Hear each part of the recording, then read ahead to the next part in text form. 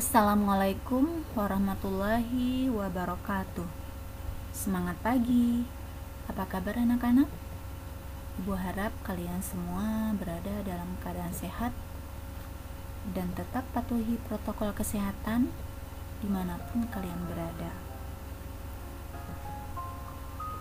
Bertemu kembali dengan Ibu Mardiati dalam pelajaran IPA kelas 9. Sebelum kita mulai, jangan lupa berdoa terlebih dahulu. Kemudian kalian siapkan alat tulis dan catat materi yang penting. Kemudian kalian buka buku paket IPA-nya halaman 79. Pada pertemuan kali ini kita akan melanjutkan materi bab 2 dengan subtema perkembangbiakan pada tumbuhan gimnospermae. Ibu harap kalian tetap fokus dan menyimak materi yang akan Ibu sampaikan. Adapun tujuan pembelajaran pada pertemuan kedua video ke-1 ini adalah setelah mengikuti pembelajaran, diharapkan peserta didik dapat memahami tentang perkembangbiakan pada tumbuhan gimnospermae. Anak-anak, pernahkah kalian makan emping melinjo? Ini adalah gambar dari emping melinjo. Emping melinjo dapat dimakan langsung atau sebagai temannya makan soto atau ketupat sayur, atau bisa yang lainnya. Tahukah kalian bahwa emping melinjo ini terbuat dari biji tumbuhan melinjo? Biji tumbuhan melinjo tidak ditutupi oleh daging buah, tapi dia hanya ditutupi oleh kulit yang mudah mengelupas. Karena bijinya tidak ditutupi oleh daging buah, maka tumbuhan melinjo disebut dengan tumbuhan berbiji terbuka atau disebut juga dengan tumbuhan gimnospermae. Contoh tumbuhan gimnospermae yang lain adalah ada pinus, pakis haji, kemudian kinggo.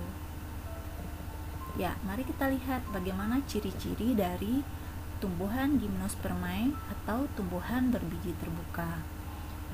Yang pertama, bijinya terbuka atau tidak ditutupi oleh daging buah. Yang kedua, tidak memiliki bunga.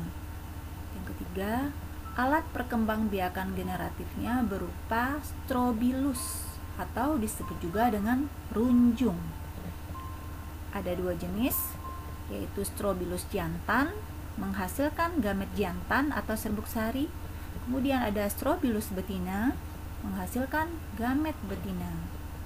Ciri berikutnya adalah berakar tunggang. Ciri berikutnya pembuahannya atau fertilisasinya tunggal. Artinya satu sel sperma akan membuahi satu sel telur. Berbeda dengan tumbuhan angiospermae yang sudah kita pelajari pada minggu lalu, terjadi pembuahan ganda. Sedangkan pada gimnospermae, pembuahannya tunggal.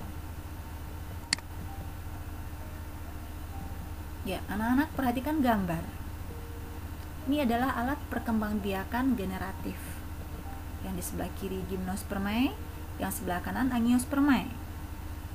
Apakah sama alat perkembangbiakannya? Untuk angiospermae, alat perkembangbiakan generatifnya adalah berupa bunga. Sudah kita pelajari minggu lalu. Untuk gimnospermae, apakah sama bentuknya dengan angiospermae? Tidak ya. Untuk gimnospermae, alat perkembangbiakan generatifnya adalah disebut dengan strobilus. Ini adalah gambar dari strobilus betina untuk tumbuhan pinus. Ini strobilus jantan untuk tumbuhan pinus. Bedanya apa? Untuk strobilus betina dia agak mengembang. Kalau untuk strobilus jantan dia agak menguncup. Ini pada pohon pinus, strobilus jantan dan betinanya berada pada satu pohon. Gambar yang sebelah bawah ini adalah gambar dari strobilus jantan dari tumbuhan pakis haji. Ini strobilus betina dari tumbuhan pakis haji. Pada pakis haji, letak strobilus jantan dan betinanya terpisah, artinya tidak terdapat dalam satu pohon. Ya. Bagaimana proses penyerbukan dan pembuahan pada tumbuhan gimnospermae? Diawali dengan penyerbukan. Prosesnya bagaimana? Serbuk sari menempel pada lubang bakal biji. Kemudian, serbuk sari tertangkap oleh cairan yang terdapat di lubang bakal biji. Cairannya menguap, serbuk sari masuk ke bakal biji sehingga terjadi pembuahan yang disebut dengan pembuahan tunggal. Ya. Serbuk sari pada tumbuhan gimnospermae mempunyai sayap. Apa gunanya? Untuk membantu serbuk sari mencapai ovum dan bakal biji. Karena strobilus jantan dan betina letaknya berjauhan. Bijinya juga bersayap yang berguna untuk pemencaran biji dengan bantuan angin. Jadi biar bijinya bisa jatuh kemana-mana. Karena penyerbukan tumbuhan gimnospermae dibantu oleh angin, maka disebut dengan penyerbukan anemogami. Dan juga karena penyebaran bijinya dibantu oleh angin, maka disebut dengan anemokori.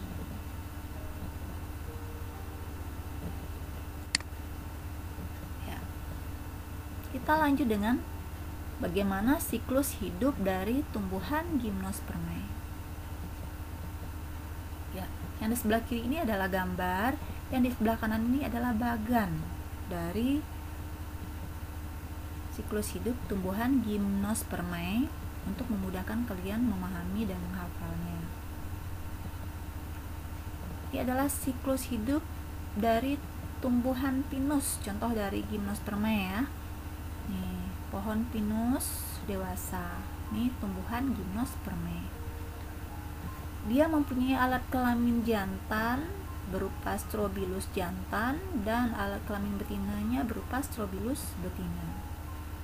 Ya, jantan sama betina. Strobilus jantan akan melakukan pembelahan dengan meiosis, secara meiosis, kemudian menghasilkan mikrosporangium. Mikrosporangium menghasilkan sel induk mikrospora, kemudian menghasilkan mikrospora.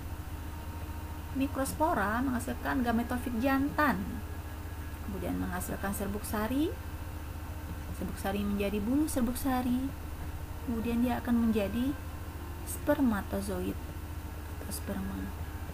Sedangkan untuk strobilus betina akan melakukan pembelahan secara meiosis sehingga menghasilkan yang namanya megasporangium.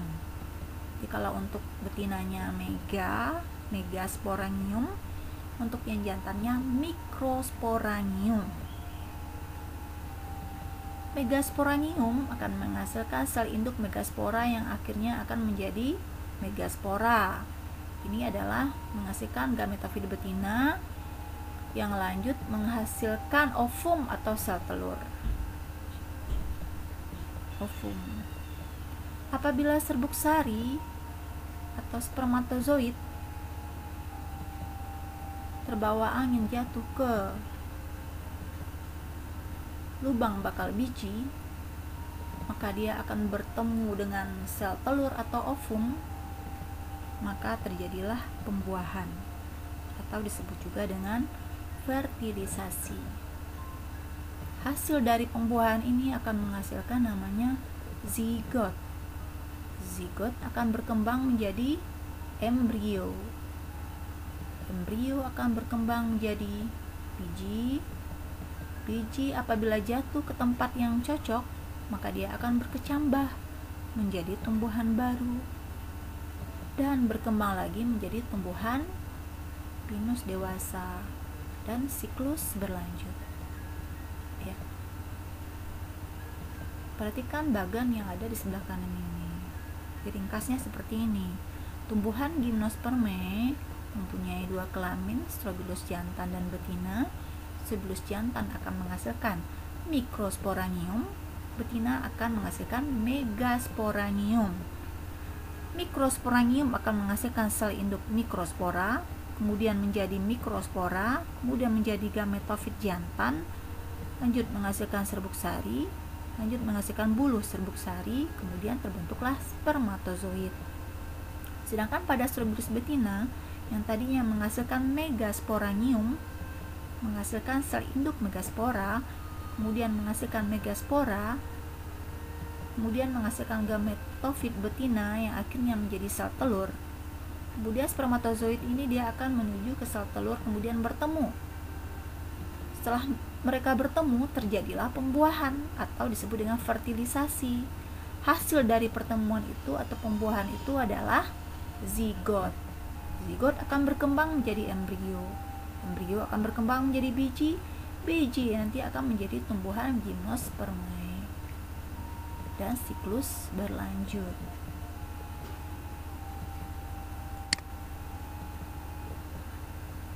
Ya, anak-anak, apakah tumbuhan Gymnospermae ini dapat berkembang biak secara vegetatif?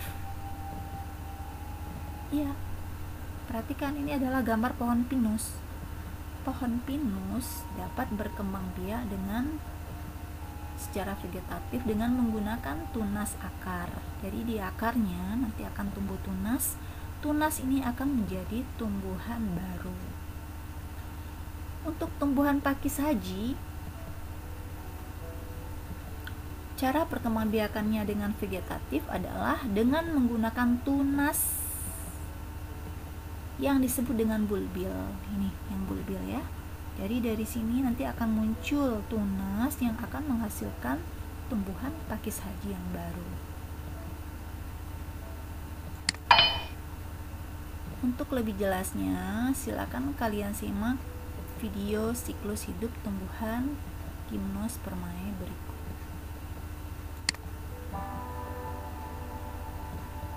Pohon pinus dewasa membentuk Strobilus jantan dan Strobilus betina.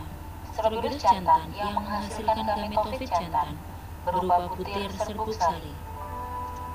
Strobilus betina memiliki sporofil berupa sisik yang terlindungi oleh lapisan integumen. Di dalam Strobilus betina terjadi pembelahan meiosis. Dihasilkan 4 sel haploid dengan 1 sel yang hidup dan tumbuh menjadi megaspora. Di dalam bulu serbuk sari terdapat 1 sel generatif yang membelah menjadi 3 sel, sel steril dan 2 sel spermatogen, yang akan menjadi sel spermatozoid berukuran besar dan berukuran kecil. Megaspora membelah secara mitosis berulang-ulang dan tumbuh menjadi jaringan gametofit betina dan membentuk archegonium. Penyerbukan terjadi bila serbuk sari jatuh pada Strobilus betina. Kemudian, terisap masuk ke dalam bakal biji melalui mikrofil. Saat mencapai ovum, sel steril dan sel spermatozoid berukuran kecil akan mati, sedangkan sel spermatozoid berukuran besar akan membuahi salah satu ovum dan membentuk zigot. Zigot akan tumbuh menjadi embrio. Embrio mendapatkan makanan dari jaringan gametofit. Embrio dan cadangan makanan dikelilingi oleh selaput biji yang berasal dari integumen sporofit induk dan akan tumbuh menjadi pohon pinus.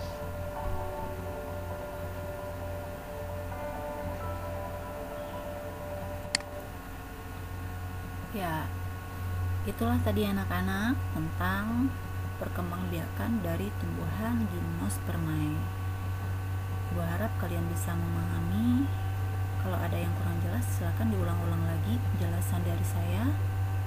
Kemudian setelah ini kita akan lanjut dengan video kedua, yaitu tentang perkembangbiakan paku dan lumut. Assalamualaikum warahmatullahi wabarakatuh.